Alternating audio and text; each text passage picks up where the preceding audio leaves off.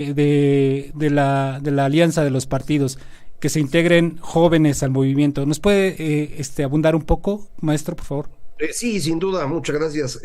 Yo creo que rumbo a 2024 es muy importante que haya una coalición amplia de ciudadanos, de partidos políticos, que ofrezca una alternativa a lo que el gobierno federal actual está haciendo, porque me parece, y los resultados creo que lo muestran, las decisiones del gobierno actual no son muy buenas, digamos, en ninguna materia.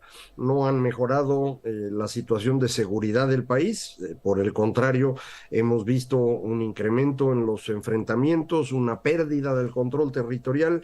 Lo mismo ocurre en materia de corrupción, en donde no estamos teniendo resultados. Por el contrario, todo indica que hay más opacidad ahora que antes, al extremo incluso que el mismo presidente declara proyectos y obras como si fuesen de seguridad nacional para no dar información al respecto.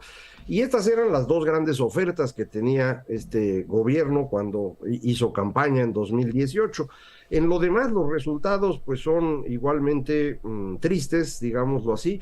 Una economía que no crece, que está incluso a niveles inferiores a los que tuvo cuando este gobierno llegó a la presidencia, 10-12% por debajo del nivel donde deberíamos estar, siguiendo lo que habíamos hecho durante 40 años, no lo que hizo el gobierno de Peña Nieto o de Calderón, sino durante 40 años habíamos crecido a un ritmo que a mucha gente le parecía muy escaso, pero pues ahora no nos acercamos nada a esos números.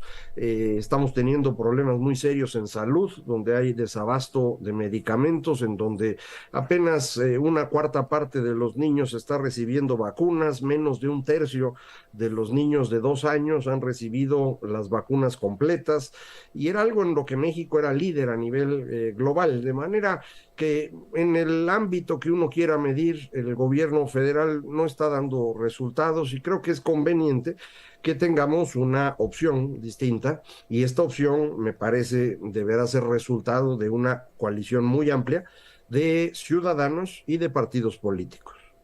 Explicaba usted en uno de los videos que nos hace favor de compartir en redes sociales, es una ponencia que da usted, proyecta una gráfica y nos explica cómo está, bueno, le explica al público asistente cómo está ubicada la izquierda o el movimiento de Andrés Manuel López Obrador, presidente de México. Y dice, bueno, pues quienes piensan que vamos a ser como Venezuela, no vamos a ser como Venezuela, dice, vamos a ser como Argentina. Y nos explica cómo estamos hacia allá.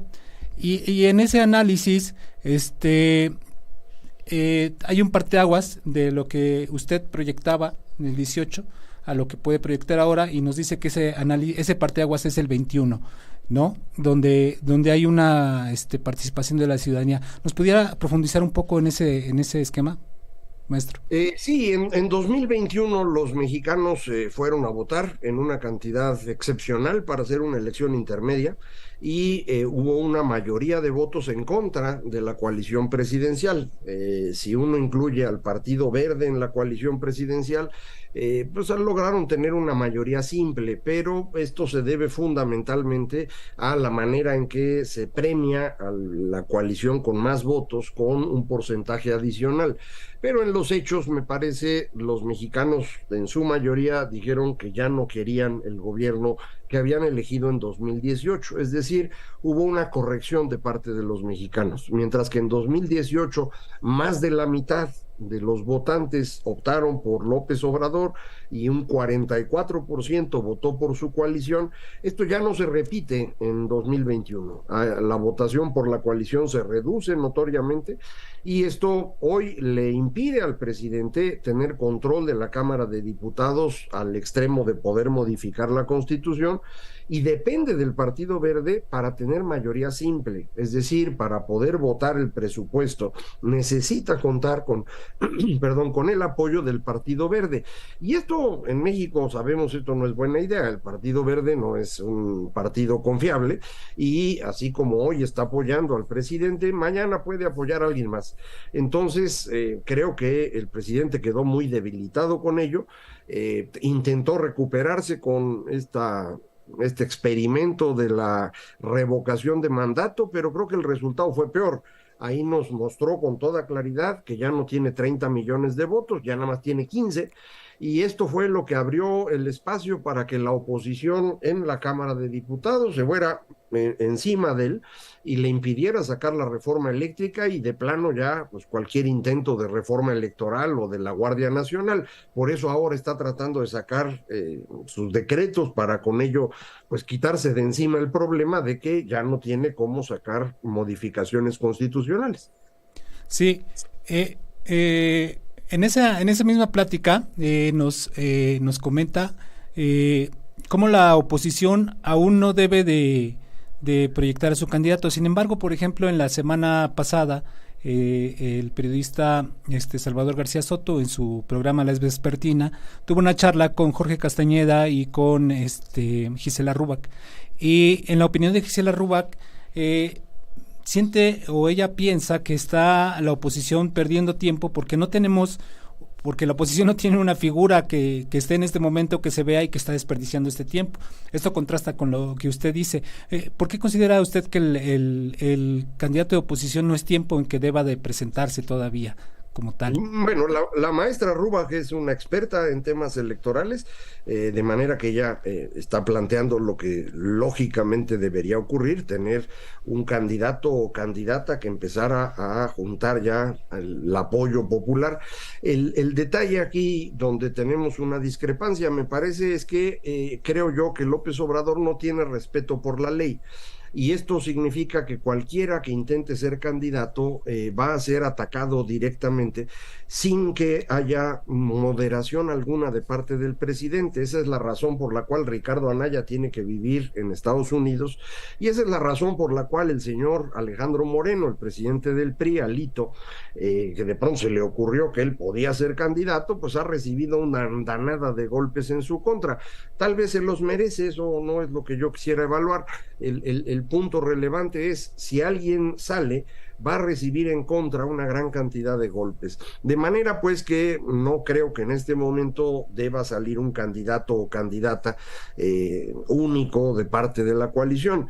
Sí podría ser el momento para que de pronto aparecieran una baraja amplia de candidatos, una gran cantidad de personas muy calificadas que tenemos en México como para ocupar ese espacio y podrían empezar a discutirse sus nombres. Pongo, por ejemplo, Beatriz Paredes, que fue gobernadora de Tlaxcala y que ya ha dicho que le interesa ser candidata. A mí me parece un excelente nombre, es una persona con una gran experiencia, que ya fue presidenta de la Cámara y fue excepcional en su desempeño cuando lo hizo. Yo creo que sería una excelente presidenta, entonces es una posibilidad y creo que si se suman a ella otros más, pues estaría muy bien. Pero si de pronto la coalición dijera este es nuestro candidato o esta es nuestra candidata, yo le garantizo que no sobrevive a los ataques que tendría de parte del presidente, porque repito, el presidente López Obrador no tiene respeto por la ley, eso es algo que hay que considerar. Sí, definitivamente. En esta línea de pensamiento que nos está planteando, maestro, entonces es donde las elecciones primarias pudieran cobrar gran importancia, porque diferente sería que una baraja de un número importante de candidatos estuviera, porque no pudieran atacar solo a uno, ¿no? Sino que ya habría varias cartas ahí al aire. Yo creo que tiene usted toda la razón. Ahora, este proceso de tener unas elecciones primarias pues, sería algo que habría que hacer probablemente después de la elección del Estado de México y Coahuila, que ocurrirán en junio de 2023, o sea que falta un buen rato. Yo no sé si en este momento debería estarse haciendo eso. Ahora, otra vez, si uno dijera, pues la oposición no tiene candidato, pues podemos decir lo mismo del lado de Morena. no tiene candidato, o sea, lo que han presentado pues es impresentable, ni la señora Sheinbaum ni el señor Adán Augusto tienen pues mucha presencia pública ni gran calidad política como para ser considerados grandes candidatos. Marcelo Ebrard no le veo yo posibilidad alguna, entonces creo que ahí estamos más o menos parejos.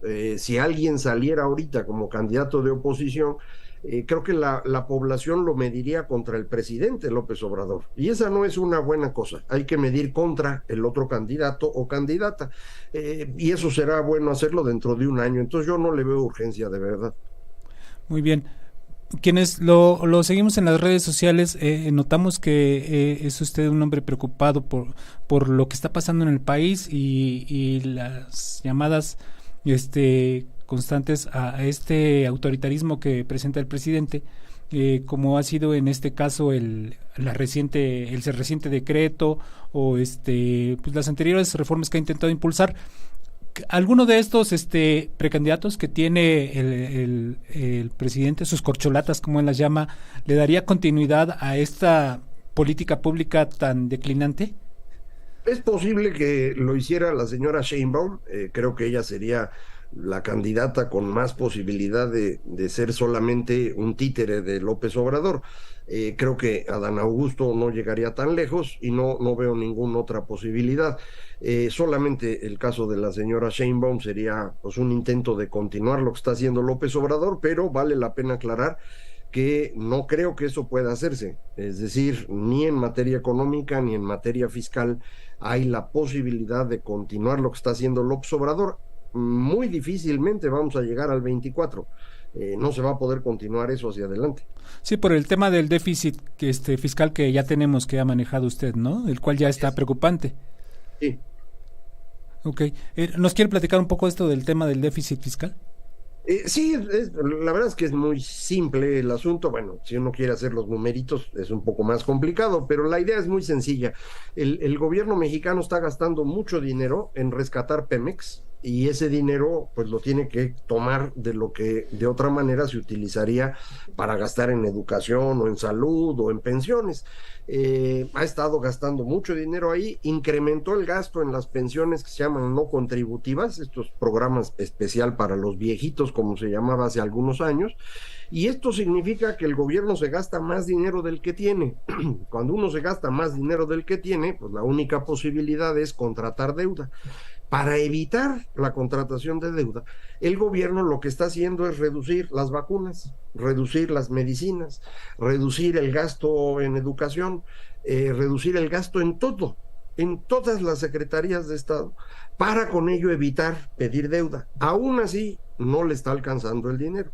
Entonces, esto lo que significa es que va a tener que endeudarse. Conforme se empiece a endeudar más, porque ya se ha endeudado, conforme incremente esta petición de deuda a instituciones internacionales, a los mercados, los que le prestan van a empezar a dudar que México pueda pagar.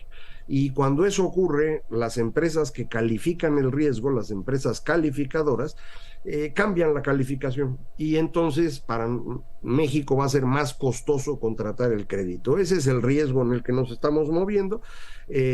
Todos los gobiernos que tuvimos en el periodo que a López Obrador le gusta mucho, 76, en 82, en 87 y en 95, tuvimos crisis económicas producto de la falta de dinero en el gobierno, y hoy vamos en esa misma dirección. Acaba de decir hace poco el presidente que hay reducción en el gasto del gobierno, pero que no hay reducción en el gasto social, y que incluso va a incrementar los apoyos, ¿no? Es que gasto social para él nada más es el dinero que reparte en efectivo, pero la verdad es que gasto social incluye el gasto en educación y el gasto en salud, y ahí la reducción es notoria. Entonces el señor está mintiendo, pero no debe sorprender a nadie. El presidente es un mentiroso, y eso ya lo sabemos. Sí, definitivamente. Permítame saludar a las personas que nos están viendo, por favor, maestro. Saludos de parte de la senadora Minerva Hernández, que dice que es un gusto escuchar al maestro Schettino.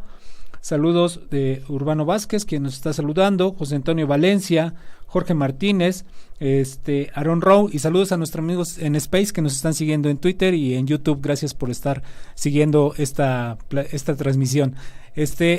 Maestro, preguntarle En este esquema de lo que nos acaban de comentar del déficit, el presidente también acaba de abrir otro frente, como le gusta andar abriendo frentes en todas partes, ahora con el Tratado de Libre Comercio. Algunos analistas decían que no va a llegar al hecho de tronar esta relación y de que caigamos en cuestiones de penalizaciones, que solamente está haciendo el tema político. ¿Usted considera que sí es capaz de hacer pues que nos lleve a que nos penalicen en el tratado? A ver, en realidad el proceso en el que estamos es que México ha violado Sí. las bases del acuerdo comercial, porque le estamos aplicando un criterio distinto a las empresas de gobierno de las que se aplican a las empresas privadas, mexicanas y extranjeras. Esto va en contra del tratado y, en consecuencia, si llegamos al periodo en el cual debe evaluarse eso por parte de árbitros independientes, me parece que vamos a perder y nos van a obligar a pagar una penalización. Esto podría evitarse si desde hoy el presidente y el gobierno mexicano reconocieran que están cometiendo esta inequidad en las contrataciones y en los espacios de mercado y lo corrigieran. Pero eso no va a pasar porque esto implicaría que el presidente reconozca que su política energética no tiene sentido. Nunca el presidente ha reconocido un error, entonces no lo va a reconocer ahorita. El riesgo grande es que él aprovechara esta circunstancia no solo para complicar el problema, sino incluso para que nos saliéramos del tratado. Este es el riesgo grande. Yo creo que el presidente no va a llegar tan lejos, pero no le puedo garantizar nada, ¿eh? Yo creo que él mismo no lo sabe. Él no piensa a largo plazo, no creo que tenga una idea de qué va a hacer. Recuerde usted que ya dijo que el mismo 16 de septiembre, donde va a anunciar su decisión sobre este tema, le va a entregar la Guardia Nacional a las Fuerzas Armadas, lo cual pues implicaría la posibilidad de que junte todo en una sola idea y nos hable de la defensa de la soberanía con las armas. Que suena muy bonito para la discusión política y le haría sentirse Juárez o Cárdenas o algo así, pero esto sí sería un problema muy serio. Yo no creo que llegue tan lejos, pero tampoco creo que vaya a corregir lo que está haciendo mal, de manera que entraríamos en el proceso de los árbitros y más o menos dentro de un año, por ahí de junio, julio del próximo año, se nos diría que pues tenemos la culpa y tenemos que pagar, y entonces pues habrá que pagar, y si no queremos pagar, Estados Unidos y Canadá podrán imponernos aranceles especiales para cobrarse a lo chino. Si esto llega a ocurrir, pues va a costarle a las empresas que venden en este tipo de sectores donde ellos pongan el arancel. No sabemos dónde lo harían. Yo supongo que la mayor parte de los aranceles se irían al sector agropecuario, en donde Estados Unidos no tiene inversiones, para no dañar la industria automotriz, donde ellos sí tienen inversiones. Pero vamos a ver qué ocurre. En cualquier caso, eso nos va a costar a los mexicanos, eso no hay duda, y la única forma de evitarlo sería que el presidente reconozca que su política energética no tiene sentido. Pero, insisto, creo que eso no va a pasar.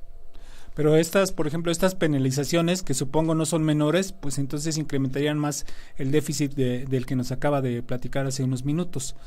No exactamente, porque no es una cosa que pague directamente el gobierno, sino que se lo cobrarían a través de aranceles a los consumidores estadounidenses. Entonces, pues podría fingir que no es un problema de déficit. Independientemente de eso, para esas fechas el déficit fiscal ya va a ser muy grande. Entonces, combine usted un déficit fiscal grande con un presidente peleándose con Estados Unidos, con aranceles crecientes, pues las empresas calificadoras se van a preocupar y nos van a quitar la calificación, creo yo. Cuando, de acuerdo a lo que está pasando en el entorno internacional y lo que dicen algunos analistas, es que debería aprovecharse la coyuntura de la ruptura con China y traer esas inversiones al país, ¿no? Sin lugar a dudas, es lo que deberíamos hacer, pero eso exigiría volver a la reforma eléctrica o la reforma energética en su conjunto de 2013, la que justamente él no quiere. Entonces nuestro problema es muy sencillo, se llama Andrés Manuel López Obrador. Oiga, maestro, y suponiendo que quien pudiera encabezar la oposición, que hay muchos nombres muy interesantes, como ya usted mencionó un par de ellos y hay otros más que pudiera la oposición imponer, ganarle al régimen en el 2024, él va a recibir, quien gane, quien fuera presidenta o presidente, de todas maneras va a recibir el país en las condiciones en las que la está dejando el actual gobernante, y pues que son desastrosas. ¿Qué garantías habría de que pudieran sacar adelante al país? De gobierno de coalición que propone el Frente sería pues algo que ayudara, que coadyuvara para tratar de echar al país adelante. Como siempre, uno tiene que elegir en la vida real entre males. Uno no elige bienes contra males, sino males. ¿Cuál mal es el menos grave? Las posibilidades que tenemos para 2024, viéndolas desde hoy, es que Morena continúe con alguien o que llegue la oposición con alguien. Si continúa Morena, pues no podríamos corregir los defectos que hemos estado construyendo en estos años. Si gana la oposición, podríamos empezar a corregir esos defectos. Entonces, pues para mí es muy simple la decisión, es preferible la oposición. Ahora bien, si gana la oposición, ¿podrá resolver los problemas que vamos a tener? Pues le va a costar muchísimo trabajo. Quien gane va a tener una circunstancia muy difícil, va a recibir un gobierno sin dinero, va a recibir un gobierno sin capacidad de gestión, porque el gobierno federal actual está destruido por completo. Este grupo que ganó no solamente reemplazó secretarios y subsecretarios, como suele ocurrir, sino que corrieron a todos los que sabían hacer las cosas. Por eso hoy nos está fallando tanto el gobierno. Si usted revisa en la secretaría que guste, en todos los niveles de decisión, desde jefatura de departamento hasta secretario, quitaron a la gente. Entonces no vamos a tener personas que sepan qué hacer, no vamos a tener recursos para hacerlo, pero la otra alternativa es que siga Morena. Usted me dice qué prefiere. Sí, no hay tanto por donde elegir. Pero sin embargo, el caso de que gane Morena tampoco le permite, de acuerdo a lo que nos dice, llevar esta dinámica, porque pues el país está ya detenido con palillos, ¿no? Entonces, al 25 tiene que hacerse un cambio o hacer algo para que el mismo gobernante Morena pues pueda transitar, ¿no? Sus primeros meses de gobierno. Así es, yo no sé cómo le harían ellos porque no tienen con quién, no tienen idea, no tienen proyecto. Entonces pues realmente sería una situación muy seria si fuese Morena quien gana. Creo que si fuera una coalición de oposición hay más posibilidades, pero insistiría yo, cualquiera de los dos va a enfrentar una situación seria, no va a ser una cosa fácil, ¿eh? Porque, por ejemplo, hoy el país está entregado por una parte al crimen organizado, con los hechos que hemos visto en esta última semana, ya de plano rebasando los límites, llegando al punto del terrorismo, algunos manejan, y por otro lado está muy cargado hacia los militares con temas administrativos, de todo tipo, y ahora incluso dándole la Guardia Nacional, ¿no? Sí, creo yo que efectivamente tenemos un país en condiciones muy complicadas, pero pues ese es lo que hay. Tampoco lo vamos a resolver con pura ilusión o con ganas de que de pronto llegue alguien que va a resolver todo. Eso no existe. Ahora, si queremos empezar a corregir las cosas, es necesario que esto lo haga una coalición de oposición. Morena no va a corregir nada, lo va a seguir empeorando. ¿Cuánto tiempo más? Pues no sé cuánto aguanten las estructuras, pero no creo que mucho. Yo preferiría que fuera una coalición de oposición, aunque cueste trabajo, y paulatinamente ir corrigiendo. Desde su postura, ¿ve voluntad de los partidos políticos para que pueda darse este proceso primero de coalición y luego de una selección, digamos, democrática del quien fuera el candidato, un candidato único? Yo creo que sí. Creo que tanto el PRI como el PAN, que son los dos partidos grandes, saben que tienen que moverse a través de esto porque solitos no la libran. El PRD ya es un partido pequeño y se va a mover en esa misma dirección. Nos falta saber qué quiere hacer el Partido Verde, que ha estado jugando para todos lados, no sé en qué dirección vaya, pero pues me parece que no hay muchas alternativas. Si los partidos hoy de oposición quisieran ir por su cuenta, pues ninguno puede ganar, entonces no tendría ningún sentido hacerlo. En este tenor, Movimiento Ciudadano se ha mantenido aparte. Sí, sí, no sé bien qué quieren hacer. Ahora están escribiendo cartas, creo, ¿no? El señor Dante anda escribiendo cartas, pero pues así no es como se tienen que hacer las cosas. Vamos a ver después qué hacen. Muy bien, maestro. Permítame mandar otros saludos aquí a la gente que nos está viendo. Saludos, con mucho gusto para Edgar Pichón, que nos está saludando, Saúl Gutiérrez y Fidel Huerta. Muchos saludos, muchas gracias por estar aquí acompañándonos en Tlaxcala al Frente. Saludos a nuestros amigos en Space y en YouTube que nos ven en la transmisión. Maestro, en este devenir del 24 se atraviesa el 23, como bien lo señala, el Estado de México, y incluso se ve ahí que no hay una coalición. Está hablándose ya de que hay candidatos por parte del PAN, candidatos por parte del PRI.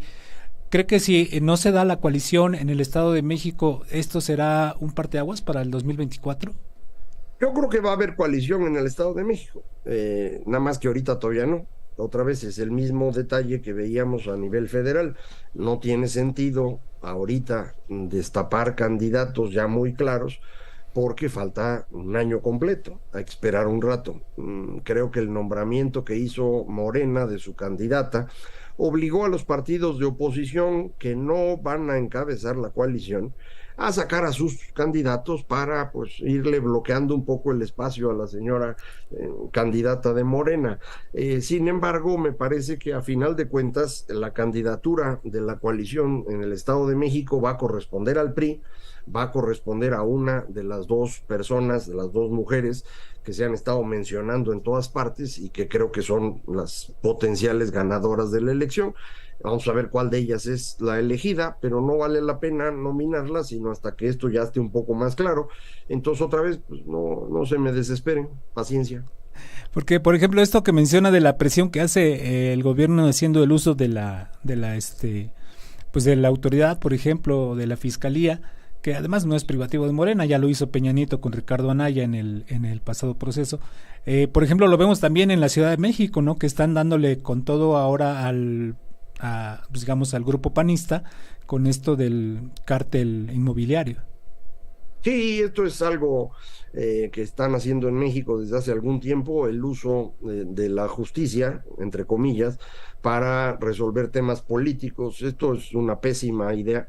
No solamente está mal en términos políticos, sino que además deteriora el funcionamiento de la justicia de verdad. Entonces es pésimo. Pero bueno, pues ya ve usted cómo han estado los señores y señoras de Morena. Maestro, hemos visto la situación en la que estamos en crisis económica, tenemos unos problemas de seguridad gravísimos, ni se diga de salud, la educación deteriorándose, y sin embargo la opinión que tiene el presidente, o bueno, lo que nos dicen las encuestas de opinión es que muy buena percepción, arriba del 60%. ¿A qué podemos atribuir este comportamiento de la gente? Yo creo que en parte es a que el presidente siempre es popular. El único caso anormal fue Peña Nieto, que nunca fue popular, pero todos los demás estaban más o menos al nivel que está hoy Andrés Manuel. Creo que mucha gente considera a Andrés Manuel algo cercano porque se parece a ellos, igual que ellos, no piensa mucho, no lee noticias, dice mentiras, no cumple la ley, y así son muchos mexicanos, ¿no? También eso tenemos que ya ser un poco más claros. Los mexicanos no hacemos un gran esfuerzo porque el país funcione bien. Estamos viendo a ver cómo logramos que el país funcione en nuestro beneficio. Y eso es lo que nos ha llevado paulatinamente a tener gobiernos peores cada vez. Creo que ya llegamos al punto máximo, siempre puede ser peor, pero ya está difícil, ya estamos llegando al punto donde realmente las cosas no funcionan y ahora vamos a tener que hacer algo diferente. Entonces sí, hay una cantidad de mexicanos importante que sigue respaldando al presidente, pero no a su gobierno, y que no vota por su coalición. No lo hizo en 2021 y no creo que lo vaya a hacer en 2024. Entonces, pues así está, pero yo no me preocuparía demasiado por ello. La exposición que le mencionaba, maestro, ¿usted ve una ruptura de parte de dos actores?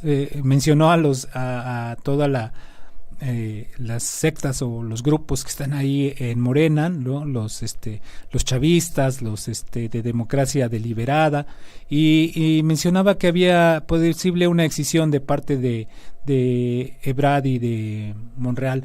¿Así la ve? Sí, sí, eso creo yo que va a pasar.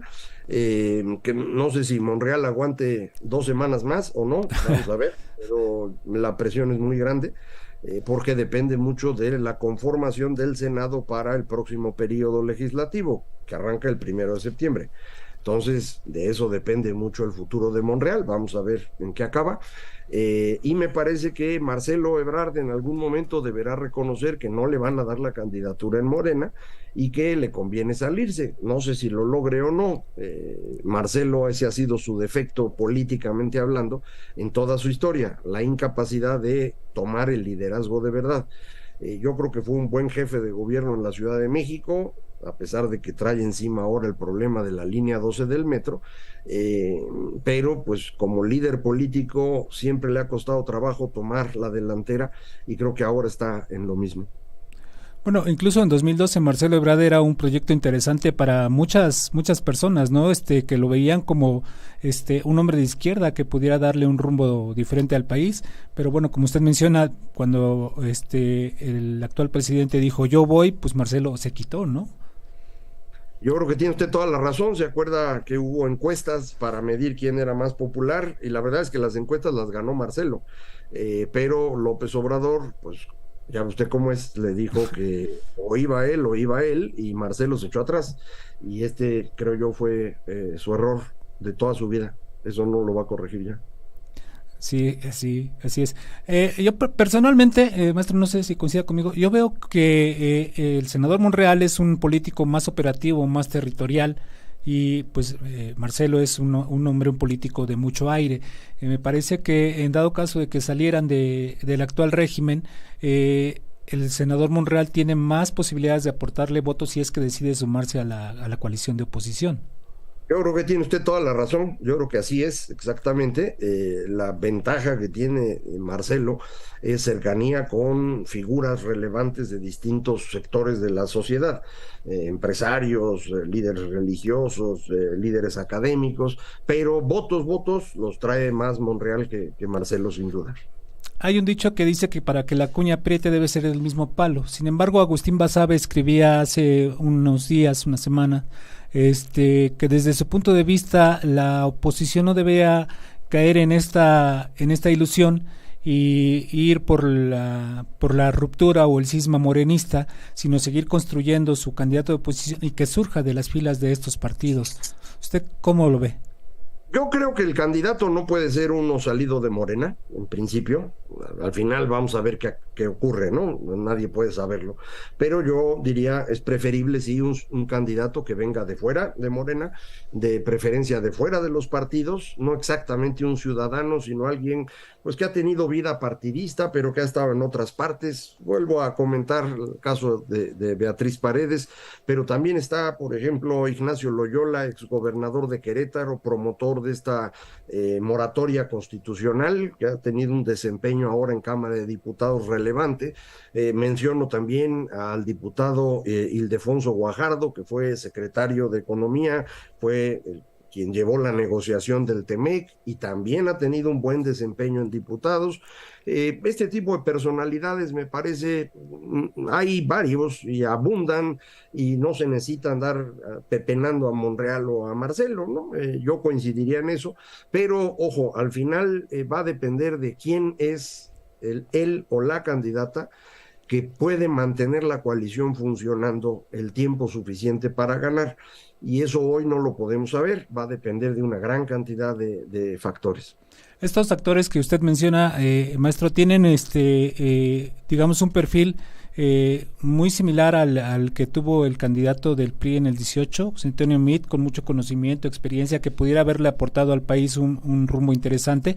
Sin embargo, carecen de atractivo político, ¿no? Son poco conocidos por la gente. Lo menciono porque Gisela Ruba, que en esa misma entrevista mencionaba que en la oposición hay un actor que trae ya toda una narrativa cargada, que es Luis Donaldo Colosio Riojas. Entonces, que pudiera ser otro actor, ¿no? Puede ser, no lo sé. Hay, insisto, una gran cantidad de personas. Lo importante es la coalición, no el candidato. El candidato o candidata debe ser aquel o aquella que permita que la coalición sobreviva. Si la coalición existe, ese candidato puede tener todo el respaldo necesario. Recuerde usted que José Antonio Meade traía en contra ser candidato del PRI en el momento en el que el presidente del PRI tenía la peor aprobación de toda la historia, el señor Peña Nieto. El candidato de la oposición, de la coalición de oposición, Ricardo Anaya, podía ganarle a López Obrador y no lo hizo porque lo detuvo el señor Peña Nieto. Entonces, creo que no necesita uno ser un candidato extremadamente popular, sino tener una coalición lo suficientemente sólida y un candidato razonable. Y cualquiera de los que hemos mencionado puede ser. Podemos incluir al joven Colosio si usted gusta, pero pues hay una cantidad muy grande de personas. Yo no me fijaría en eso. Lo importante es la coalición, y esta coalición, para funcionar como el Frente Cívico propone, probablemente requiere este proceso de legitimación que son las elecciones primarias. Entonces eso podría ayudar a definir entre todos los personajes que hemos mencionado, pues cuál podría ser el mejor. Este movimiento del Frente Cívico está tratando de, o surge y trata de llamar a los partidos de en poder coincidir en un candidato. Tal vez, no sé si coincide usted conmigo, una de las ventajas que tiene el Frente Cívico es que ninguno de sus integrantes, al menos de los promotores, hablo de Gustavo Madero, de Acosta Naranjo, Cecilia Soto, y todos los promotores que están, digamos, al frente, no tienen el interés de ser candidatos a la presidencia. Eso le da una fortaleza al movimiento, ¿no? Yo espero que sí. Yo la verdad estoy ayudándolos porque me invitó Guadalupe Acosta Naranjo, a quien le tengo aprecio y reconocimiento. Creo que está haciendo las cosas en beneficio de que podamos resolver el problema político en que nos metimos, y como usted bien dice, no está esperando ser candidato presidencial, y eso es una muy buena cosa. Creo que así está bien. No sé si alguno de ellos quiera ser candidato a otra cosa. Yo preferiría que de momento no fuera así, pero eso no está en mis manos decidirlo. Vamos a ver, algunos de ellos tal vez deban participar como candidatos a senadurías o gubernaturas. Yo no tengo idea qué es lo que estén buscando, pero lo importante es que esta coalición pueda atraer a una gran cantidad de ciudadanos y pueda favorecer la, digamos, congruencia entre partidos políticos, la convergencia, para que se pueda tener una candidatura única que pueda ganarle a Morena. Y una vez que esto ocurra, pues a ver cómo le hacemos para tratar de administrar el conflicto que vamos a tener seguramente en el 24, y un gobierno que le va a costar trabajo empezar, porque como ya usted lo decía hace un momento, no van a quedar las cosas en buenas condiciones. Bueno, con lo que me dice, maestro, me queda claro que usted tampoco quiere ser candidato, ¿verdad? No, yo no, de ninguna manera, nada. Yo sí le puedo garantizar que yo no quiero nada. Yo hago este trabajo porque es lo que yo sé hacer. Yo nací para ser maestro, eso es lo que hago bien. No sé si muy bien o razonablemente bien, pero eso es lo que hago, explicar. No tengo ningún interés en absoluto de tomar ningún puesto, ya no diga usted una candidatura, ni una secretaría, ni jefatura, ni nada. Yo quiero seguir escribiendo y hablando, y eso es lo mío, Sí, y además, pues se ve que lo disfruta mucho, pero quienes tenemos la oportunidad de verlo y escucharlo o leerlo, maestro, también lo disfrutamos mucho. Estamos casi por terminar, maestro. Quisiera saludar a las personas que nos ven, si me permite. Francisco Mata Ramos, saludos a Margot Bello, y saludos a Ada López, que nos están viendo. Muchas gracias a todos por estarnos sintonizando. Maestro, pues la verdad, agradecemos mucho esas palabras que nos da para el público de Tlaxcala, para la gente que nos ve y que seguramente nos verá más adelante, o que nos escucha en Twitter en diferentes partes del país. Quisiera dejarnos alguna reflexión, aunque ya nos fue usted muy una explicación muy amplia, alguna explicación alguna reflexión sobre el Frente Cívico y los procesos electorales que vienen. Bueno, yo creo que necesitamos trabajar juntos lo más que se pueda. Para trabajar juntos necesitamos aceptar que todos pensamos de manera distinta y que no nos vamos a poder poner de acuerdo en todo. Necesitamos ir limando las diferencias que tenemos para concentrarnos en lo que realmente importa. Y en mi opinión, lo verdaderamente importante es detener la destrucción que ha causado el actual gobierno, porque sí es una destrucción, frenar eso para poder empezar a construir de nuevo un México que funcione. Tenemos en este momento una oportunidad extraordinaria, ya usted lo comentaba, debido a las cuestiones geopolíticas que favorecen el que México se incorpore mejor con Estados Unidos en su economía, y que nos pueden permitir crecimientos importantes, que nos pueden permitir gran atracción de inversión, la recuperación, por ejemplo, de este proceso de industrialización de Tlaxcala que se detuvo, y que podríamos volver a impulsar, y esto en distintas partes del país. Y eso lo único que exige de nosotros es que trabajemos juntos, que no estemos peleando por pequeñas diferencias y que tratemos de impulsar un camino entre todos. Eso es lo único que hay que hacer. Entonces, pues ese sería mi comentario final, un llamado a los amigos de Tlaxcala a que trabajemos en esa dirección. Habrá muchas diferencias que después haya que resolver y bueno, pues habrá elecciones en el 27 y en el 30 y de ahí para el Real. Ahí vamos resolviendo esas diferencias. Ahorita concentrémonos en frenar la destrucción que ha causado el grupo que hoy está en el poder y que si los dejamos no van a dejar nada de este país. Pues muchas gracias, maestro. A mí me queda claro que hay mucha oposición, mucha gente preocupada por lo que está pasando en el país y en realidad estos espacios que usted y gente como usted y que son personas que saben y que entienden del tema nos regalen y que puedan reproducirse al interior de la República podrá yo creo ir fortaleciendo la concientización que necesita el país. No es fácil, pero hay que hacerlos. Ojalá que podamos contar nuevamente con usted más adelante, maestro, en otro espacio y podamos ir platicando para ver cómo se vienen dando las cosas del Frente Cívico. Al Nos queda. contrario, muchísimas gracias, ¿eh? Gracias a ustedes y gracias a todos los amigos que nos escuchan. Gracias, maestro. Pues les agradecemos mucho su estancia aquí, a todos ustedes, amigos, quienes nos ven y sobre todo quienes nos verán. Muchas gracias por estar con nosotros. Gracias a Víctor Herrera Loranca, titular de plataforma 3MX, que nos presta este espacio para Tlaxcala al Frente. Nos estamos saludando. Agradecemos al maestro Macario Exesquetino su presencia y ojalá podamos volver a vernos. Gracias, maestro. Nos saludamos pronto. Hasta luego. Adiós.